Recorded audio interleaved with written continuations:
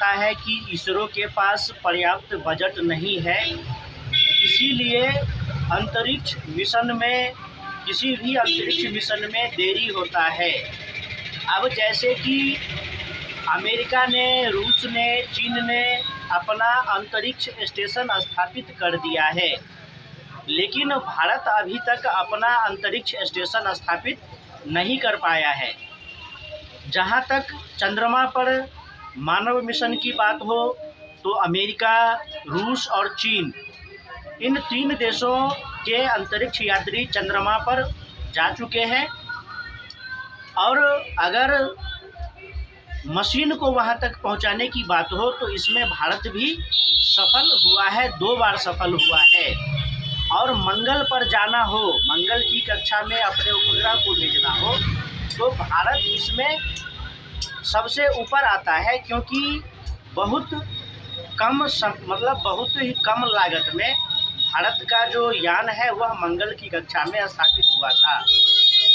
तो यहाँ पर मैं यह कहना चाहता हूँ कि अगर इसरो के पास फंड की कमी है और भारत सरकार इसरो को फंड नहीं कर पा रहा है कि भारत भी अंतरिक्ष में अपना एक स्पेस स्टेशन स्थापित कर सके, जिससे कि अंतरिक्ष अनुसंधान में और बाकी जो धरती पर अंतरिक्ष अनुसंधान के माध्यम से मानवीय कुछ ऐसे खोज आविष्कार किए जाए जिससे मानव को, इस धरतीवासियों को लाभ हो।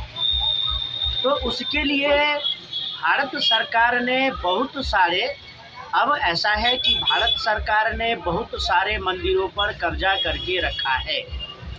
भारत सरकार ने बहुत सारे मंदिरों पर कब्जा कर रखा है। अब कब्जा किस प्रकार कर रखा है? तो भारत सरकार ने जो जितने भी प्रमुख मंदिर हैं, जैसे वैष्णो देवी का मंदिर हो गया, जितने भी ज्योतिर्लिंग हैं और शक्तिपीठ है, मुख्य रूप से जितने भी ज्योतिर्लिंग है, जितने भी शक्तिपीठ हैं, उसके अतिरिक्त जितने भी, वह सभी बड़े धार्मिक स्थल है जहाँ पर साल भर में कम से कम 5 लाख, 10 लाख, 20 लाख श्रद्धालुओं की संख्या उमड़ती है। देख सकते हैं कि जिलों में जो बड़े बड़े मंदिर होते हैं, राज्यों में जो बड़े बड़े मंदिर होते हैं, जो शक्ति स्थल ज्योतिर्लिंग है वह तो है ही। इन सबको क्या किया है सरकार ने? तो उसको एक ट्रस्ट बना करके सरकारी नियंत्रण में रखा हुआ है, जिसको हम लोग कहते हैं सरकारी कब्जा। क्योंकि जो पूजा पाठ होता है वह तो पुजारी करते हैं, वहाँ पर मठाधीश होते हैं, शंकराचार्य होते हैं, वह भी उन चीज़ों का संरक्षण करते हैं, देखभाल करते हैं, संचालन करते हैं। लेकिन वहाँ जो दान पेटियों में चढ़ावा चढ़ता है, दान चढ़ता है, लोग जाते हैं मंदिर में, पूजा पाठ करते हैं, दर्शन करते हैं, फिर किसी को 1 रुपया होता है तो, और किसी को 1 करोड़ होता है तो वह दान पेटी में देता है, दान देता है। कोई सोना चढ़ाता है, कोई चांदी चढ़ाता है, कोई हीरा चढ़ाता है। जिसके पास जो क्षमता है, अपने क्षमता अनुसार वह 2 रुपया, 10 रुपया, 20 रुपया, 5 लाख, 10 लाख, 50 लाख, 1 करोड़ रुपया दान करता है। और जब दान करता है तो वह सारा चला जाता है सरकार के खजाने में, वह सारा चला जाता है सरकार के खजाने में। फिर जो कोई धार्मिक आयोजन होता है, अब मान लीजिए कोई ज्योतिर्लिंग है तो वहाँ पर शिवरात्रि मनाया जाता है, महाशिवरात्रि होता है, शंकर भगवान, माता पार्वती का कोई ऐसा शुभ अवसर आता है पूजा पाठ का, तो पूजा पाठ होता है। उस समय जो खर्चा होता है तो खर्चे के लिए सरकारी खजाने से नाम मात्र का राशि दिया जाता है, लेकिन जमा तो अरबों में होता है रुपया, जमा तो करोड़ों अरबों में होता है। तो सरकार के खजाने में वह सब जो रुपया जाता है तो वह कहाँ खर्च होता है? धार्मिक स्थल से रुपया आया तो धार्मिक स्थल में खर्चा होना चाहिए, लेकिन अन्यत्र उस दान के उस पैसे को सरकार अन्यत्र खर्च कर देता है। कहाँ खर्च करता है? तो ईसाइयों को, मुसलमानों को देता है, चर्च बनाने के लिए, कब्रिस्तान बनाने के लिए, मस्जिद, मदरसा, दरगाह बनाने के लिए। मौलवियों को अनुदान दिया जाता है, वेतन दिया जाता है। इस देश में छांगुड़ जैसे मौलाना पीर फकीर के पास कहाँ से अरबों खरबों का फंडिंग आता है? तो अजमेर दरगाह से आता है, हाजी अली दरगाह से आता है। जितने भी दरगाह है, मज़ार है, उस सब पर सरकार का नियंत्रण नहीं है। सरकार ने उस पर कब्जा नहीं कर रखा है। सरकार वहाँ का जो चढ़ावा होता है उसको सरकारी खजाने में जमा नहीं करता है, जिससे क्या होता है, तो दरगाह मज़ारों में भी अरबों खरबों का चढ़ावा आता है और वो सब पैसा जाता है इस्लाम के प्रचार प्रसार में, लव जिहाद में।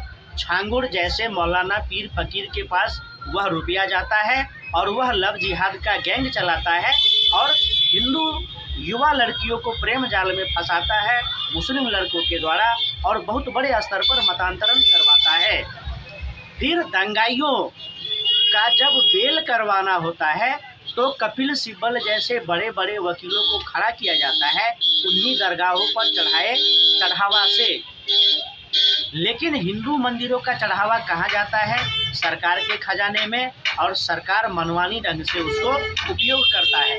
अगर मंदिर का चढ़ावा मंदिरों के पास रहे तो क्या होगा, वहाँ पर जो पंडित पुजारी हैं, वहाँ जो मठाधीश है, वहाँ जो शंकराचार्य है, उसको धार्मिक आयोजन में लगाएंगे।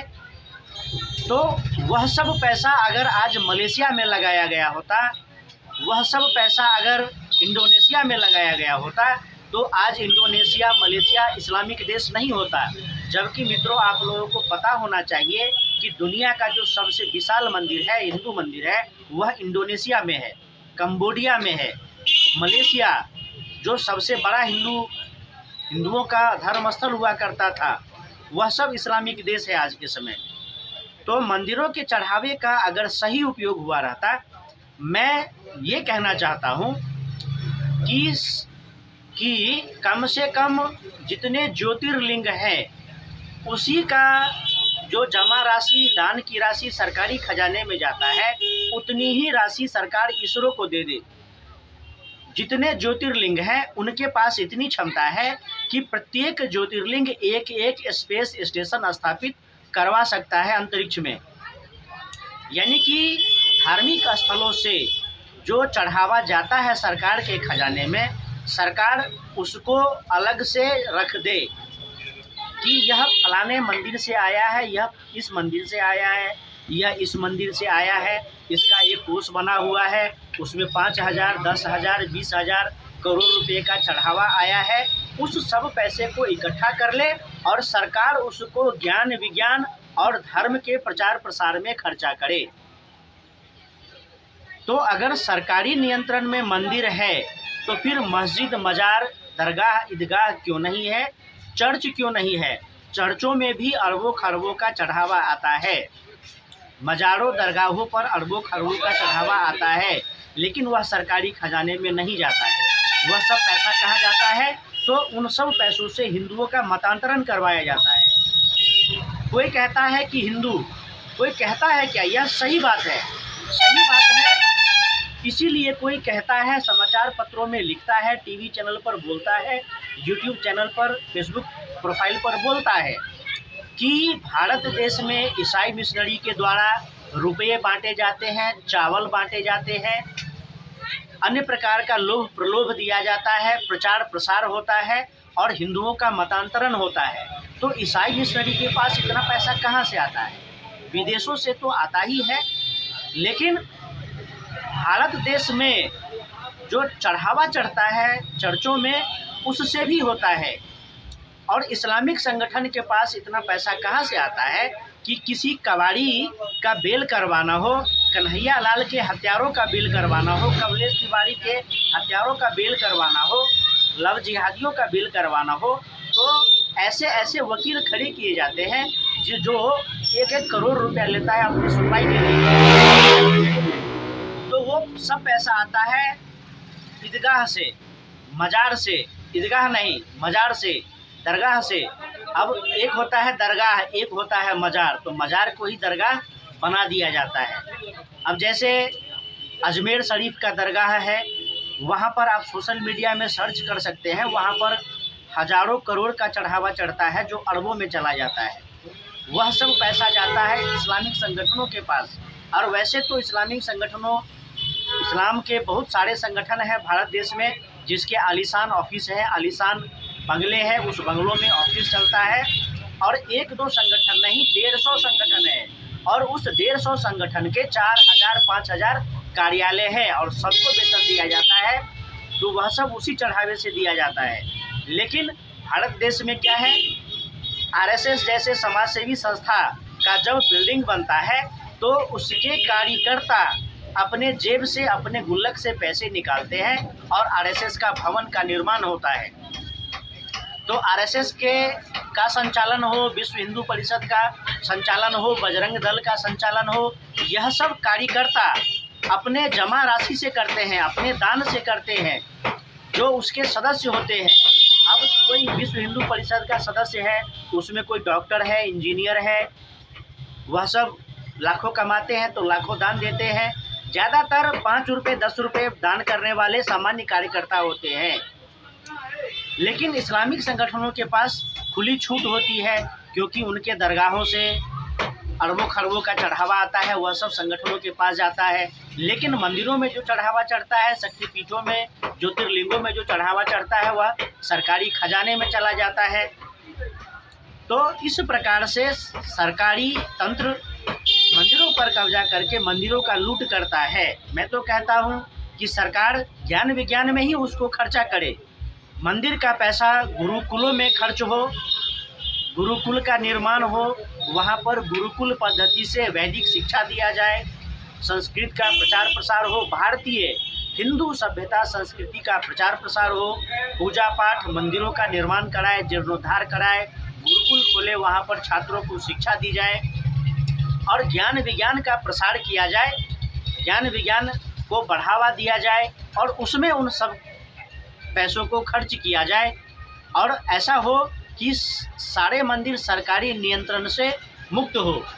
यदि मुक्त नहीं होगा तो फिर सरकार को मज़ारों को भी, चर्चों को भी सरकारी नियंत्रण में लेना चाहिए, तभी सच्चा सेकुलरिज्म होगा।